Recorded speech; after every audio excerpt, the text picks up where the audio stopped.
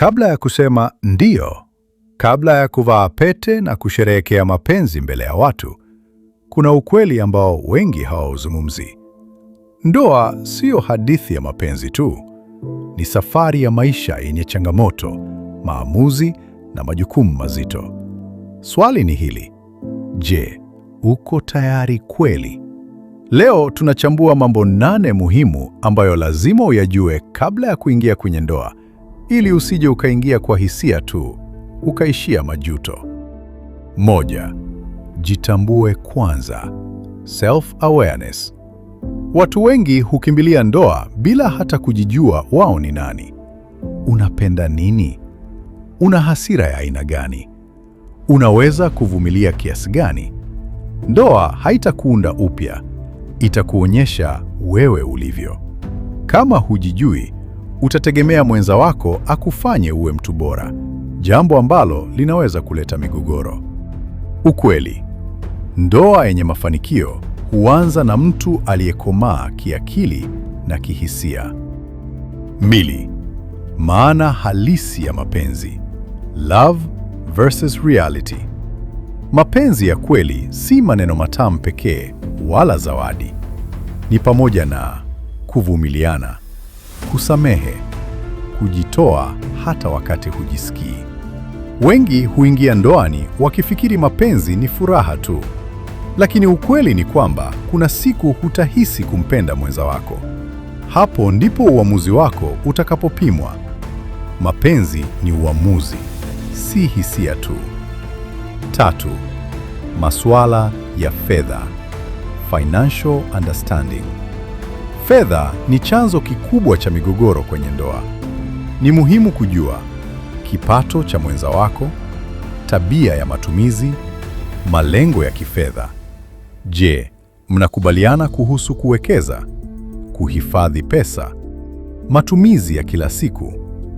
Upendo bila mpango wa fedha huzaa stress na lawama. 4. Mawasiliano. Communication skills. Ndoa nyingi huvunjika si kwa sababu ya matatizo makubwa, bali kwa kukosa mawasiliano sahihi. Unaweza kueleza hisia zako bila kuumiza. Unaweza kusikiliza bila kukatiza.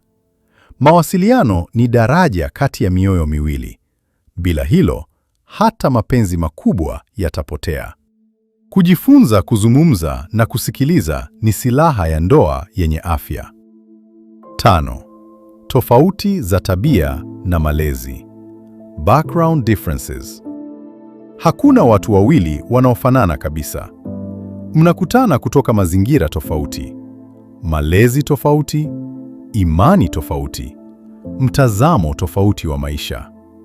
Swali ni, unaweza kukubali tofauti hizo bila kulazimisha mwenzako abadilike kabisa? Ndoa si kubadilisha mtu, bali ni kuelewana licha ya tofauti. 6.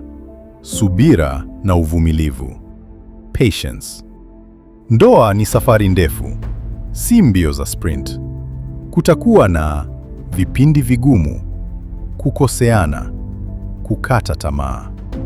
Kama huna subira, kila tatizo litakuwa sababu ya kuachana. Wenye ndoa imara si wale wasio na matatizo, bali ni wale wanaovumilia. 7. Malengo ya maisha. Life goals alignment. Je, mnaelekea mwelekeo mmoja? Unataka watoto? Unataka kuishi wapi? Ndoto zako zinaendana na za mwenza wako? Kama malengo yenu hayafanani, ndoa itageuka kuwa vita ya kimya kimya.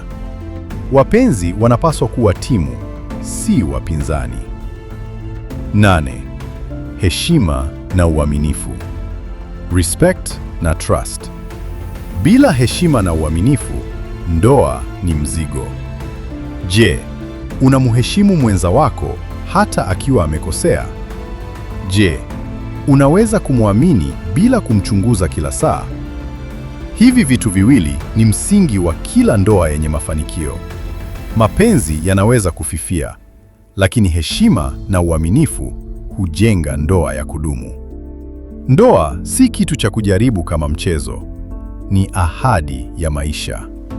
Ukijiandaa vizuri, inaweza kuwa baraka kubwa. Ukikurupuka, inaweza kuwa maumivu makubwa. Chukua muda wako, jifunze, jiandae. Kama umejifunza kitu kupitia dokumentari hii, bonyeza like, follow na share ili wengine pia wajifunze kabla hawajaingia kwenye ndoa. Safari ya maisha bora huanza na maamuzi sahihi.